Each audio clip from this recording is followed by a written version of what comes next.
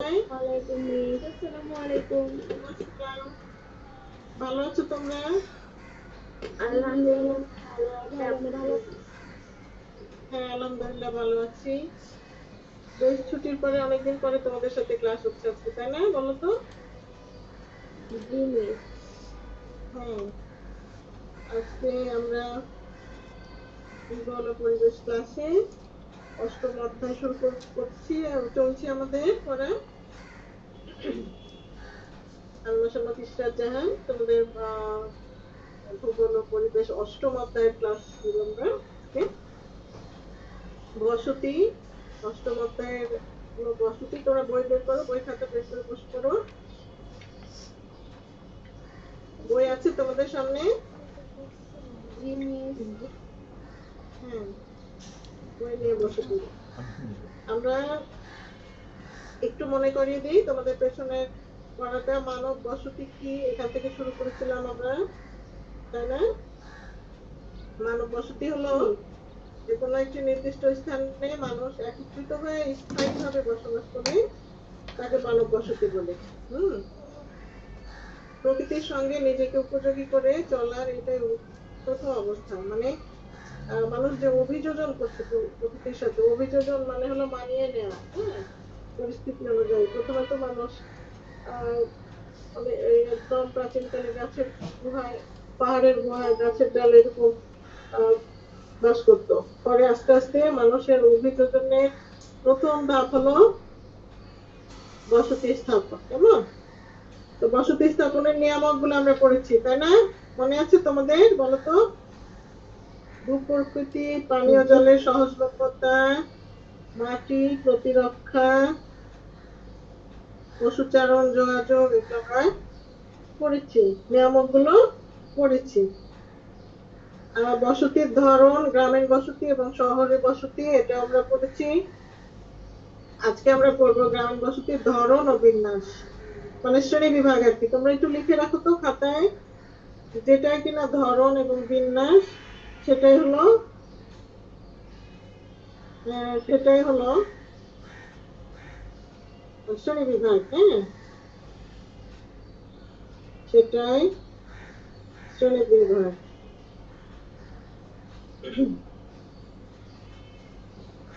আমি তোমাদের সাথে একটু স্ক্রিন শেয়ার করছি, একটু দেখতে পাচ্ছ তোমরা? দেখো তো বাবা, দেখতে পাও? জি একটু কথা বলো। দেখতে পাও? স্ক্রিনটা কি দেখতে জি পাচ্ছ? মিস। জি হ্যাঁ, মিস দেখতে স্ক্রিনে পাচ্ছি। আমি দেখাচ্ছি 129 পৃষ্ঠা। বের করো সবাই। 129 পৃষ্ঠায় দেখো, গোষ্ঠীবদ্ধ বা সংঘবদ্ধ বসতি। প্রথম প্রথম যেটা বসতি শ্রেণী বিভাগ, সেটা হলো গোষ্ঠীবদ্ধ বা সংঘবদ্ধ বসতি। এটা কাকে বলে দেখো, এগুলো আমরা একবার পড়েছি, আমি একটু মনে করে দিই তোমাদের। এই মানুষকে ধরনের বললেই বসতি, তো। হ্যাঁ আবার বলো, আমি বুঝতে পারিনি, আরেকবার বলো তো। 129 পৃষ্ঠা, গ্রামের বসতির ধরন ও বিন্যাস। স্ক্রিনে যে ছবিটা দেখতে পাচ্ছ, সেইটা। প্রথমে হলো গোষ্ঠীবদ্ধ বা সংঘবদ্ধ, মানে হলো যেটা কিনা আহ, যেটা খুব ঘন ঘন বসতি আর কি। হ্যাঁ, ঘন বসতি যেটা, সেটা এরকম হলো গ্রামীণ বসতিও হতে পারে, আবার পৌর বসতিও হতে পারে।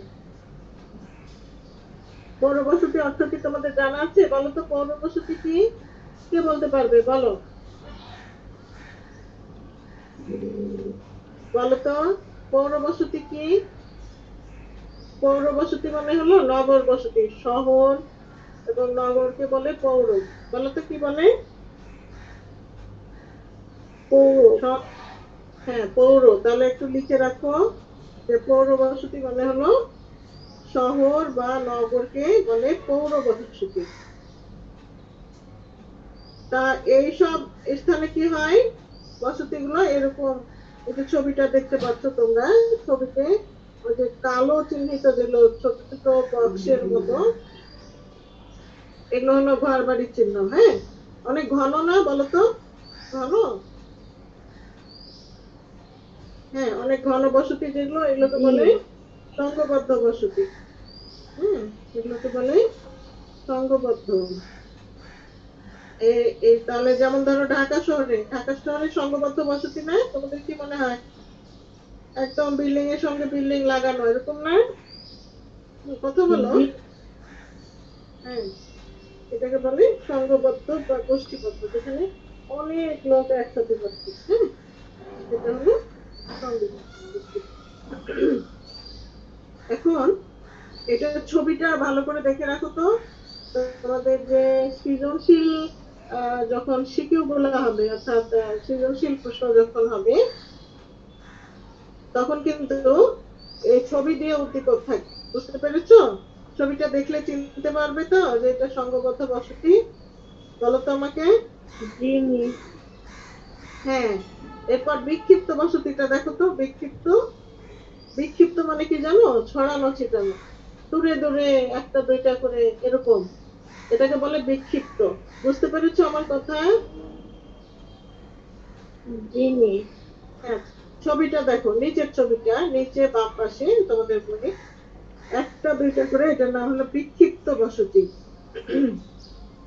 এটা হলো একটা পরিবার থেকে অন্য পরিবার ছড়ানো ছিটানো অবস্থায় বাস করে, মানে দূরে দূরে। এরকম কোথায় দেখা যায়? কানাডা, যুক্তরাষ্ট্রের খামার বসতি এবং অস্ট্রেলিয়ার মেষ পালন কেন্দ্রে এ ধরনের বসতির উদাহরণ। কখনো কখনো দুটি বা তিনটি পরিবার একত্রে বাস করে, মাত্র, বুঝছো, অল্প। এছাড়া অতি ক্ষুদ্র বসতি একটা বসতি থেকে অপর বসতি দূরে অবস্থান করে। হিমালয়ের বন্ধুর পার্বত্য অঞ্চলে এমন কিছু বসতি আছে যেখানে এক অঞ্চলের উপত্যকার অধিবাসীদের সঙ্গে অন্য উপত্যকাবাসীদের সারা জীবনে দেখা সাক্ষাৎ হয় না। মানে ধরো পাহাড়ের এপারে, পাহাড়ের এক পাশে কিছু দুই তিনটা বসতি, আর এক পাশে আরেক রকম। তো পাহাড় পেরিয়ে দেখা যাচ্ছে দুই দুই পাশের অধিবাসীদের দেখা সাক্ষাৎ তেমন হয় না। হম তাহলে বিক্ষিপ্ত বসতির প্রধান তিনটা বৈশিষ্ট্য এখানে আছে, একটু দাগ দিয়ে রাখো তো। বিক্ষিপ্ত বসতির প্রধান তিনটি বৈশিষ্ট্য হলো: 1 নাম্বার, দুটি বাসগৃহ বা বসতির মধ্যে যথেষ্ট ব্যবধান দাও, চিহ্ন দিয়ে রাখো। দুটি বাসগৃহ বা বসতির মধ্যে যথেষ্ট ব্যবধান। 2 নাম্বার হলো অতি ক্ষুদ্র পরিবারভুক্ত বসতি। অতি ক্ষুদ্র পরিবার মানে পরিবারের সদস্য সংখ্যা কম, ছোট ছোট পরিবার। এবং 3 নাম্বার হলো অধিবাসীদের সামাজিক ও অর্থনৈতিক বিচ্ছিন্নতা।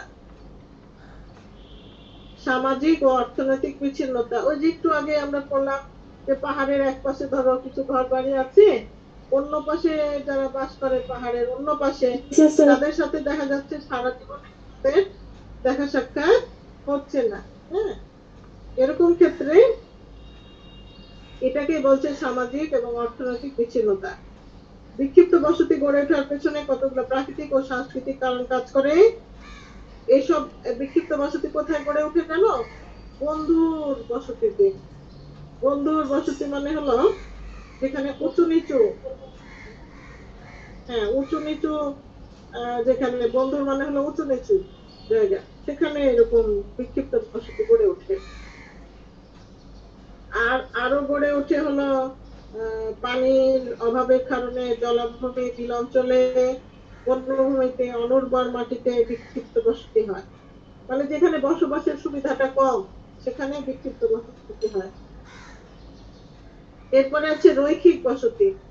রৈখিক বসতির ছবিটা হলো তোমাদের দেখায়, এটা এটা হলো, হ্যাঁ ছবিটা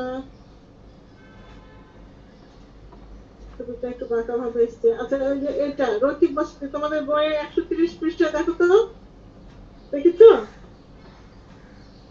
130 পৃষ্ঠায় রৈখিক মানে কি জানো? রৈখিক মানে হলো রেখা, রেখার মতো। রেখা কেমন হয়? সাধারণত সোজা হয়, তাই না? সাধারণত সোজা হয়, রৈখিক বসতিগুলো একই সরলরেখায় গড়ে ওঠে। এই যে একদম এটা হলো ট্রেন লাইন, এটা রাস্তা, রাস্তার ধারে, রেল লাইনের ধারে বা নদীর ধারে এরকম রৈখিক বসতি গড়ে ওঠে। এই অবস্থায় গড়ে ওঠা পুঞ্জীভূত রৈখিক ধরনের বসতিগুলোর মধ্যে কিছুটা ফাঁকা থাকে। এই ফাঁকা স্থানটুকু ব্যবহৃত হয় খামার হিসেবে। বন্যামুক্ত সমস্ত উচ্চভূমি এ ধরনের বসতির জন্য সুবিধাজনক। আচ্ছা, তোমরা এই কাজটা দেখতে পাচ্ছ 130 পৃষ্ঠায় 3 ধরনের বসতির বৈশিষ্ট্য দেওয়া হয়েছে। এটা একটু HW বলে লিখে রাখো তো,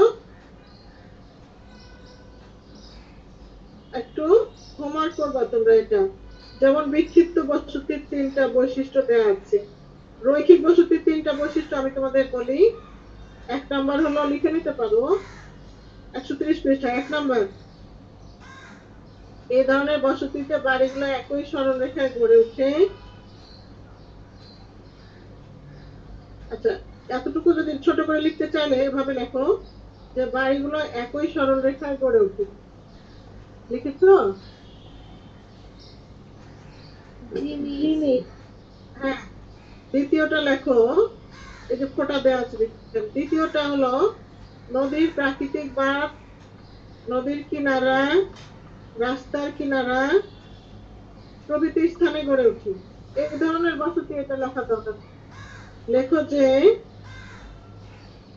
নদীর প্রাকৃতিক বাঁধ, নদীর প্রাকৃতিক বাঁধ মানে হলো নদীর পাশে, নদীর পাড় একটু স্বাভাবিকভাবে উঁচু থাকে। তোমরা খেয়াল করেছো? তোমরা কি দেখেছো নদী? দেখেছো তোমরা? নিশ্চয়ই দেখেছো। হ্যাঁ, নিশ্চয়ই দেখেছো। নদীর 2 পাড় একটু উঁচু থাকে। কিভাবে উঁচু থাকে জানো? বারবার বন্যা হয়, বন্যার পলি পড়ে, তখন পলি পড়ে পড়ে নদীর 2 পাড় প্রাকৃতিক ভাবে একটু উঁচু হয়ে থাকে। এটাকে বলে প্রাকৃতিক বাঁধ। তো এই বরাবর ঘর বাড়ি থাকে। আচ্ছা, 2 নাম্বার কি বলছিলাম? প্রাকৃতিক বাঁধ, নদীর কিনারা, রাস্তার কিনারা প্রভৃতি স্থানে এ ধরনের বসতি গড়ে ওঠে। আরেকটা হলো, আরেকটা বৈশিষ্ট্য লেখো যে আরেকটা কোনটা লিখবা বলো তো? তোমরা বলো তো কোনটা লিখবা?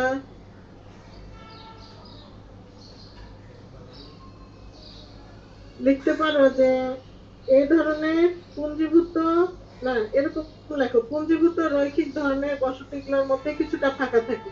এটা লেখো, পুঞ্জীভূত রৈখিক ধরনের বসতিগুলোর মধ্যে কিছুটা ফাঁকা থাকে।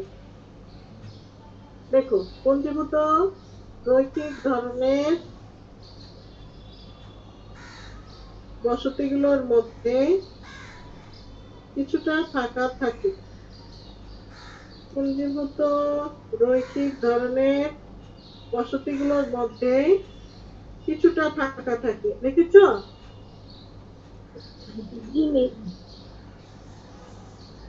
হ্যাঁ। আর গোষ্ঠীবদ্ধ বা সংঘবদ্ধ এটা তোমরা নিজে লিখবে। হ্যাঁ, গোষ্ঠীবদ্ধ প্রথমটা তোমরা লিখবে, দ্বিতীয়টা বই লেখা আছে 3টা, এবং তৃতীয়টা আমি বলে দিলাম। প্রথমটা তোমরা চেষ্টা করো।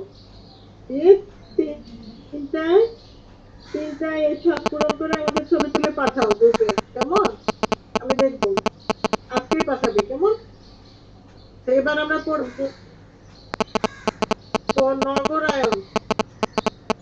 কি করবো বলো? নগরায়ন। আগে তোমাদের বলি নগরায়ন কি। হ্যাঁ, নগর তো তোমরা বোঝো, তাই না? নগর বোঝো না? নগর মানে কি? শহর। শহর, বড় শহরকে সাধারণত, হ্যাঁ, বড় শহরকে নগর বলে।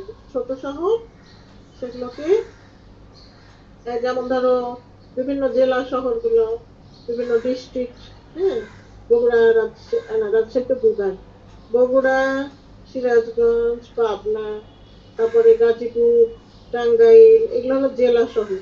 আর যেটা বড় রাজধানী শহর বা বিভাগীয় শহর, সাধারণত অনেক বেশি বড় শহরকে নগর বলে। হ্যাঁ, তো একটু একটা কথা একটু খাতায় লিখে নাও তো বাবা, একটা বই ওভাবে লেখা নাই। একটু লেখো তো, নগর এলাকায় জনসংখ্যা বৃদ্ধির প্রক্রিয়াকে নগর এলাকায় জনসংখ্যা বৃদ্ধিকে নগরায়ন বলে। লেখো, সহজ একটা সংজ্ঞা লিখে নাও তো।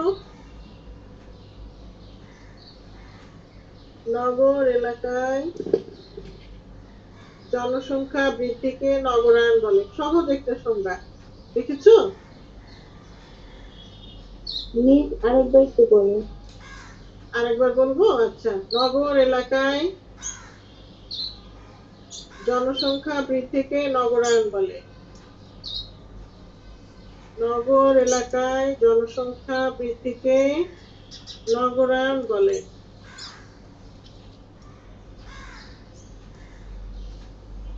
লিখেছো?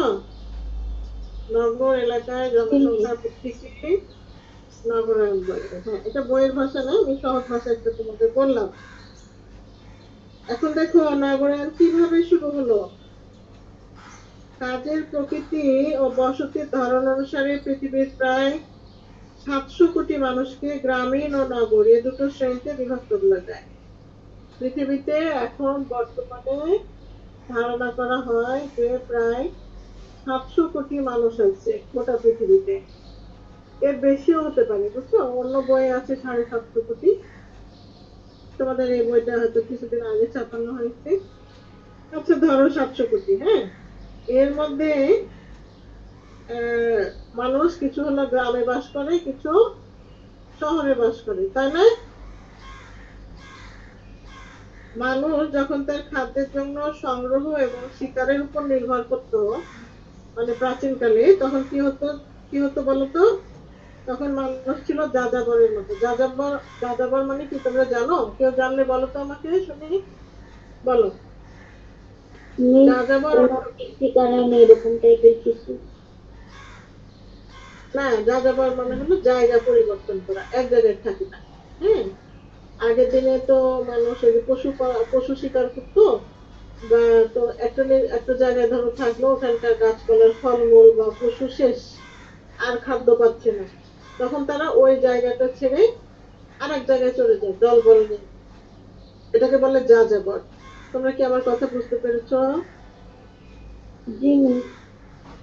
হ্যাঁ, আমরা যেমন ধরো একটা নির্দিষ্ট আমাদের ঘর বাড়ি আছে, হ্যাঁ, কিন্তু প্রাচীনকালে মানুষের ঘর বাড়ি ছিল না ওইভাবে।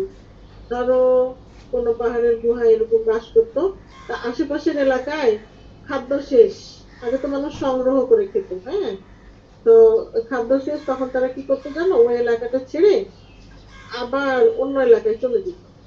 হ্যাঁ, বুঝতে পেরেছো কথাটা? কিভাবে যেত? সবাই মিলে যেত, একটা গোষ্ঠী, দল বেঁধে, বাচ্চা, নারী, পুরুষ সবাই মিলে আবার মনে করো 5 মাইল 10 মাইল হেঁটে আর এক জায়গায় চলে যেত। বুঝতে পেরেছো কথাটা? হ্যাঁ, তখন তো মানুষের স্থায়ী পেশা ছিল না। এখন মনে করো মানুষের চাকরি আছে, জমি জমা আছে, কৃষি আছে, ব্যবসা আছে, সে এক জায়গায় থাকে। তখন তো নির্দিষ্ট পেশা ছিল না। ধরো গাছপালা থেকে ফলমূল সংগ্রহ করতো, পশু শিকার করতো, তো সেটা তো আর অফুরন্ত না, বলো? ফুরিয়ে যাবে না একটা জায়গায়? ফুরিয়ে যাবে, তখন তারা কি করতো? আরেক জায়গায় চলে যেত। এটাকে বলে যাযাবর, জায়গা পরিবর্তন করা বারবার। কিন্তু যখন খাদ্য সরবরাহ নিয়ন্ত্রণ খানিকটা আয়ত্তে এলো, তখন সে স্থিতিশীল জনগোষ্ঠীতে পরিণত হতে আরম্ভ করলো। তার মানে যখন খাদ্যের নিরাপত্তা আসলো, গড়ে উঠলো স্থায়ী বসতি বা গ্রাম।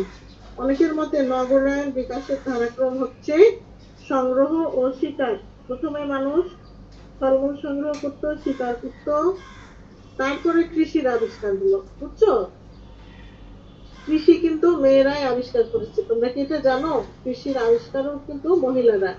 কারণ পুরুষরা যখন শিকারে যেত, মহিলারা গুহায় ধরো ছোট বাচ্চা কাচ্চা থাকতো, এদের দেখাশোনার জন্য বেশিরভাগ সময় যেত না তারা। তখন তারা দেখা গেল ফলমূলের বীজ পাশে ছড়িয়ে দেওয়ার ফলে দেখা যাচ্ছে ওই বীজটা থেকে গাছ হচ্ছে, এটা মহিলারা খেয়াল করলো, বুঝছো?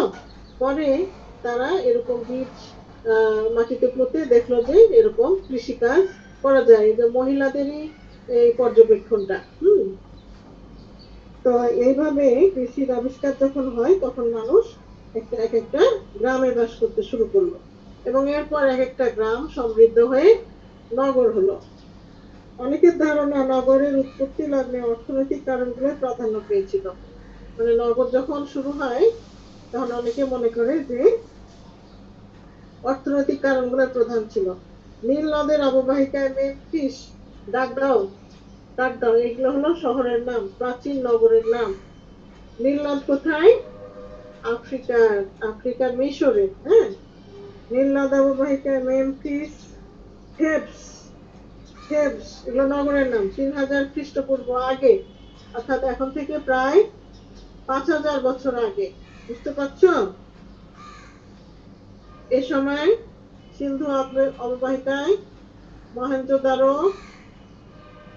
মহেঞ্জোদারো হরপ্পা 2500 খ্রিস্টপূর্ব প্রভৃতি নগরের উৎপত্তি ঘটে। তোমরা কি এগুলো নাম শুনেছো আগে? মহেঞ্জোদারো, হরপ্পা এগুলো সিন্ধু সভ্যতায় পাকিস্তান ভারতে পড়ে। হ্যাঁ, এগুলো হলো নগর সভ্যতার সূতিকাগার। সূতিকাগার মানে হলো জন্মস্থান। সূতিকাগার মানে হলো আঁতুড়ঘর, মানে যেখানে সভ্যতার নগর সভ্যতার জন্ম। প্রাচীনকালে রোম ছিল সর্বাপেক্ষা শক্তিশালী নগরী। রোম ইতালিতে অবস্থিত। এগুলো কিন্তু আসবে বহু নির্বাচনীতে, এখান থেকে অনেক প্রশ্ন আসে। দাগ দাও। রোমের পতনের কারণে কয়েক শতাব্দী পর্যন্ত নগর প্রবৃদ্ধির গতি স্তিমিত ছিল। স্তিমিত অর্থ হলো ধীর। একটু লিখে রাখো, স্তিমিত অর্থ হলো ধীরে। ইতিহাসে এই সময়টি অন্ধকার যুগ নামে খ্যাত। অষ্টম শতাব্দী থেকে মুসলমানদের রাজ্য বিস্তারের সঙ্গে সঙ্গে মধ্যপ্রাচ্য থেকে আরম্ভ করে, মধ্যপ্রাচ্য মানে সৌদি আরব, ইরাক, ইরান, এগুলো মধ্যপ্রাচ্য। হ্যাঁ, এগুলো থেকে আরম্ভ করে ভারতীয় উপমহাদেশ পর্যন্ত নতুন নতুন শহর ও নগর গড়ে উঠতে থাকে। তখন এটা অষ্টম শতাব্দীর পরে। মুসলমানদের শাসন ইউরোপে স্পেন পর্যন্ত প্রসার লাভ করে। এই সময়টাকে মুসলিম যুগ বলে। বুঝছো? এক এক সময় এক এক যুগ। মুসলমানদের সেই সময় ভালো আধিপত্য ছিল এবং টলিডো, কর্ডোভা, সেভিল শিক্ষা ও সংস্কৃতির শ্রেষ্ঠ বিদ্যাপীঠে পরিণত হয় এই সময়। ষোড়শ শতাব্দীর শেষ ভাগে, ষোড়শ মানে 1600, হ্যাঁ, 1600 সালের দিকে ইউরোপীয় বাণিজ্য, বসতি, উপনিবেশ ও সাম্রাজ্য বিস্তারের উদ্দেশ্যে পৃথিবীর বিভিন্ন স্থানে ছড়িয়ে পড়লে, এখানে এগুলোর নামের নিচে দাগ দাও, মোম্বাসা, দারুসালাম, মালাক্কা, গোয়া, কলকাতা ভারতে, এগুলো বিভিন্ন সেই সময় নগরের নাম। হ্যাঁ, এগুলো বহু নির্বাচনী প্রশ্নে তোমাদের আসবে। সাইগন, জাকার্তা হলো ইন্দোনেশিয়ার রাজধানী। বাল্টিমোর ইউরোপে। ফিলাডেলফিয়া, বোস্টন এগুলো হলো আমেরিকায়। ফিলাডেলফিয়া, বোস্টন, কুইবেক, মন্ট্রিয়াল প্রভৃতি শহর ও নগর গড়ে ওঠে। এটা কোন সময়? যে সময় ইউরোপীয়রা বাণিজ্য বিস্তার করে, 1600 থেকে। শিল্প বিপ্লবের পর নগরায়নের নতুন মাত্রা ও গতি পায়। তোমরা কি শিল্প বিপ্লব কি এটা জানো? আমাকে একটু বলো তো, শিল্প বিপ্লব কি? অষ্টাদশ শতাব্দীতে যখন কিনা কৃষির পাশাপাশি শিল্প বিস্তার লাভ করে, বাষ্পীয় ইঞ্জিনের আবিষ্কার হয়, বিভিন্ন যন্ত্রপাতির আবিষ্কার হতে থাকে, সেটাকে বলে শিল্প বিপ্লব। কাঁচামাল হিসাবে কয়লা, লোহা, তামা, অন্যান্য খনিজ সামগ্রী উত্তোলনের কেন্দ্রগুলোতে গড়ে উঠল খনি শহর বা প্রাথমিক উৎপাদন কেন্দ্র। শিল্প কারখানাগুলোকে কেন্দ্র করে গড়ে উঠল প্রস্তুতকারী শহর বা দ্বিতীয় পর্যায়ের উৎপাদন কেন্দ্র। দেখো, কৃষিকে বলে প্রথম পর্যায়ের উৎপাদন কেন্দ্র। একটু লেখো তো বাবা, লিখে নাও, বইয়ে না, এগুলো জানতে হবে। লেখো, কৃষি হলো প্রথম পর্যায়ের উৎপাদন কেন্দ্র আর শিল্প হলো দ্বিতীয় পর্যায়ের উৎপাদন কেন্দ্র। হ্যাঁ, উৎপাদিত পণ্য বিভিন্ন স্থানে বিভিন্ন দেশে বিক্রি ও রপ্তানি করার জন্য গড়ে উঠল বাজার ও বন্দর বা তৃতীয় পর্যায়ের অর্থনৈতিক কর্মকাণ্ড সমূহ। লেখো বিভিন্ন সেবা কেন্দ্র হলো তৃতীয় পর্যায়ের অন্তর্ভুক্ত। তাহলে দেখো প্রথম পর্যায় হলো কৃষি ও খনিজ, একটু লিখে নাও। প্রথম পর্যায় কৃষি ও খনিজ, দ্বিতীয় পর্যায় শিল্প, তৃতীয় পর্যায় সেবা কেন্দ্র।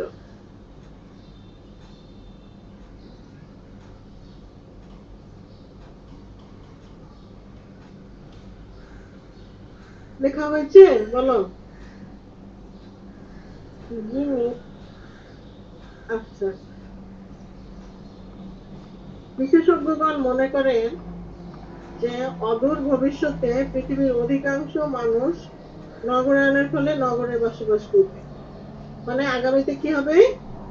সব মানুষ নগরে বাস করবে। নগরায়ন দুটি সম্পর্কযুক্ত প্রক্রিয়ার সঙ্গে জড়িত। এক, গ্রামীণ এলাকা থেকে পৌর এলাকায় মানুষের আগমন, মানে গ্রাম থেকে শহরে চলে আসে। আচ্ছা, একটু দাগ দাও তো এখান থেকে, যদি নগরায়ন কাকে বলে তাহলে এটুকু লিখবা। একটা প্রশ্ন লিখবা, নগরায়ন কাকে বলে। তাহলে আমি যে প্রথমেই যে সংজ্ঞাটা বলেছিলাম যে শহর বা নগর এলাকায় জনসংখ্যা বৃদ্ধিকে নগরায়ন বলে, সেটা লেখার পরে বইয়ের 131 পৃষ্ঠার, এই যে আমি এখন যেখানে পড়ছি 131 পৃষ্ঠার, এই যে নগরায়ন দুটি সম্পর্কযুক্ত প্রক্রিয়ার সঙ্গে জড়িত, এখান থেকে দিবা। আবার এটুকু দিলে নগরায়ন কাকে বলে এই প্রশ্নটার উত্তর হবে। এখানে 1 নাম্বার হলো গ্রামীণ এলাকা থেকে পৌর এলাকায় মানুষের আগমন এবং এর ফলে গ্রামীণ এলাকা অপেক্ষা পৌর এলাকায় বসবাসকারী জনসংখ্যার অনুপাত বৃদ্ধি পাওয়া।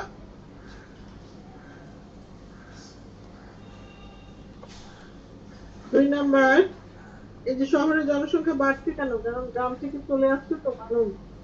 কি কারণে আসে? অনেক সময় বাধ্য হয়ে আসে, মনে করো নদী ভাঙ্গন, বন্যা, বিভিন্ন কারণে ঘর বাড়ি হারায় আসে। আরেকটা হলো অনেক সময় চাকরি, পড়ালেখা, এই জন্য চলে আসে। 2 নাম্বার, নগরের সঙ্গে জড়িত সংস্কৃতির কতিপয় ধরন সহ গ্রামীণ এলাকায় পূর্ব প্রভাবের বিস্তার এবং এই প্রভাব প্রসার লাভ করার ফলে অতিমাত্রায় নগরায়িত সমাজে গ্রামীণ ও পৌর জনসংখ্যার মধ্যে সাংস্কৃতিক পার্থক্য হ্রাস পায়। এই দুইটা পয়েন্ট দিবা, নগরায়ন কাকে বলে। এবার আমরা পড়বো নগরের শ্রেণী বিভাগ। তোমাদের মধ্যে কেউ একজন নগরের শ্রেণী বিভাগটা একটু পড়ে শোনাও তো আমাকে। কত প্রকার নগর দেখি? মিস আমি পড়ি। হ্যাঁ বলো, নগরের শ্রেণী বিভাগটা শোনাও শুরু থেকে, ভূমিকা থেকে। হ্যাঁ বলো। নগরের শ্রেণীবিভাগ। ভূগোলবিদরা বিভিন্নভাবে শহর ও নগরের শ্রেণীবিভাগের চেষ্টা করছে। বিভিন্ন শহর ও নগরের মধ্যে আয়তন, গঠন, জনসমষ্টির বৈশিষ্ট্য, ক্রিয়াকলাপ ইত্যাদি ক্ষেত্রে যথেষ্ট পার্থক্য রয়েছে। এসব বিষয়ে পার্থক্য থাকলেও পৌর বসতি বা নগর বসতির শ্রেণী বিভাগের ক্ষেত্রে সর্বাপেক্ষা গুরুত্ব দেওয়া হয়েছে তাদের ক্রিয়াকলাপের উপর। তাই ক্রিয়াকলাপের প্রকৃতি ভেদে নগর বসতিগুলোকে বিভিন্ন শ্রেণীতে বিভক্ত করা যায়। আচ্ছা, একটু অপেক্ষা করো, 1 মিনিট শোনো, একটু সবাই শোনো। ক্রিয়াকলাপ মানে কাজের ভিত্তিতে কোন নগরের কাজ কি। এক একটা নগর আছে যে খালি সেখানে অনেক ইউনিভার্সিটি আছে, মনে করো মানুষ পড়তে যায়। যেমন ধরো অক্সফোর্ড, তোমরা নাম শুনছো না? অক্সফোর্ড লন্ডনে। হ্যাঁ, তো ওখানে ধরো পড়তে যায়। যেমন ধরো মক্কা মদিনা, ওখানে মানুষ কি করতে যায়? হজ করতে যায়, ধর্মীয় কারণ। তা এরকম কিছু কাজের উপর ভিত্তি করে নগরের শ্রেণীবিভাগ করা হয়। ওই নগরের স্পেশাল বৈশিষ্ট্য কি, বিশেষ বৈশিষ্ট্য কি, তার বিশেষ কাজটা কি, এটাকে বলা হচ্ছে ক্রিয়াকলাপ।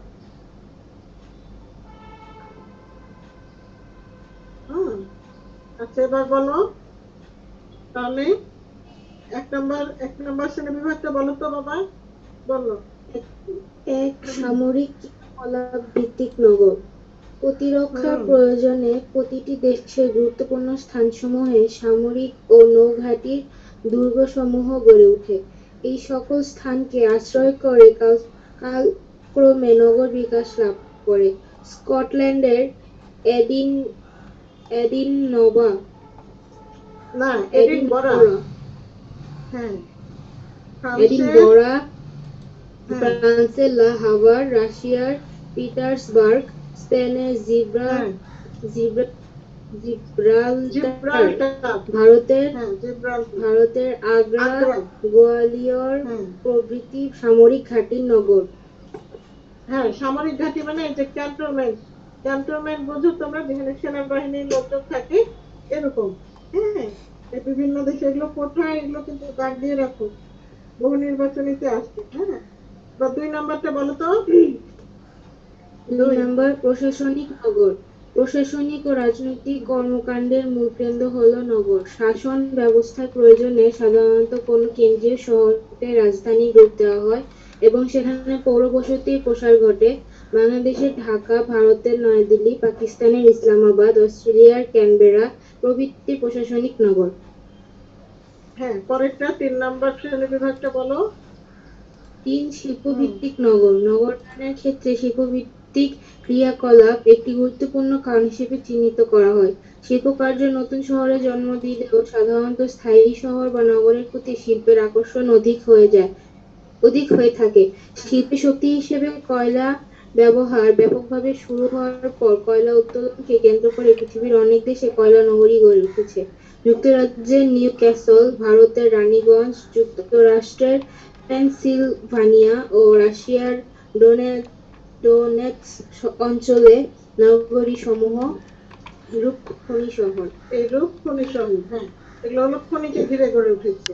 এরপর 4 নম্বর শ্রেণী বিভাগটা বলো তো, বাণিজ্য ভিত্তিক নগর, এটা বলো। বাণিজ্য ভিত্তিক নগর। ক্ষুদ্র বিনিময় কেন্দ্র সম্প্রসারিত হয়ে পৌর বসতিতে রূপান্তরিত হয়।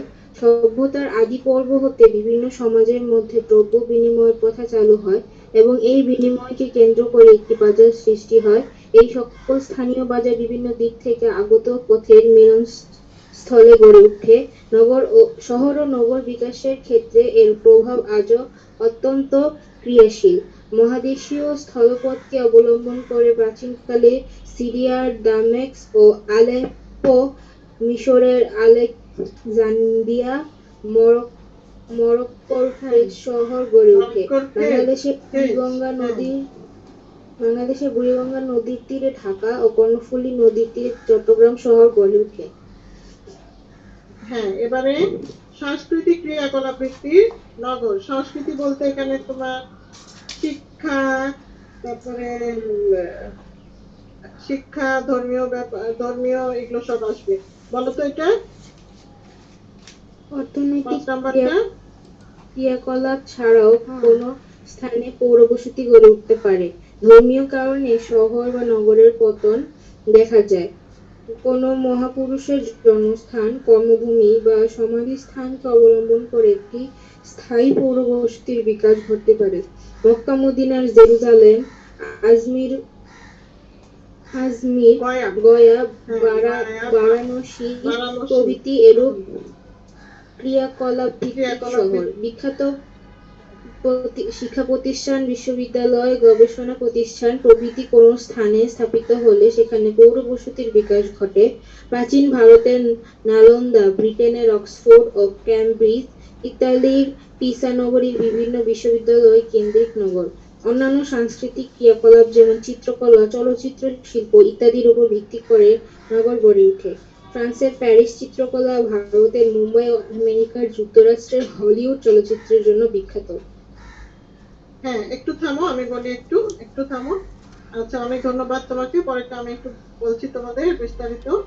হ্যাঁ, এই তাহলে সাংস্কৃতিক ক্রিয়াকলাপে গেল হলো, আমরা দেখলাম যে এখানে পৌর বসতিটা হয়েছে মূলত ধর্মীয় কারণ হতে পারে একটা, আরেকটা হলো শিক্ষা প্রতিষ্ঠান, আরেকটা হলো শিল্প সংস্কৃতি, চলচ্চিত্র, হলিউড, বলিউড। হ্যাঁ, ভারতের মুম্বাই যেমন বলিউড, আমেরিকা যুক্তরাষ্ট্রে হলিউড, এইসবকে ঘিরে এইসব নগরগুলো হয়েছে।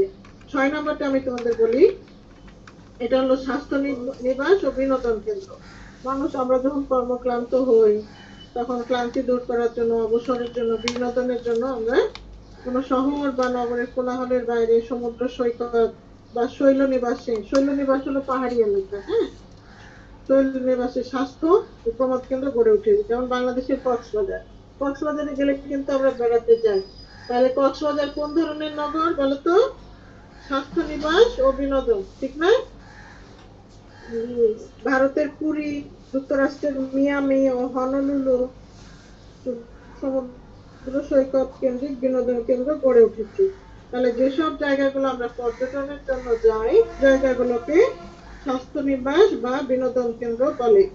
বাংলাদেশের 5টি নগর উল্লেখ করে গড়ে ওঠার কারণ চিহ্নিত করো। আচ্ছা, এই এখনই আমরা বলি তো, দেখি পারো কিনা। এই পাশে ছোট করে লেখো, লেখো ঢাকা। লেখো তো, ঢাকা কোনটা হবে বলো তো সবাই? ঢাকা হবে প্রশাসনিক, ঠিক না?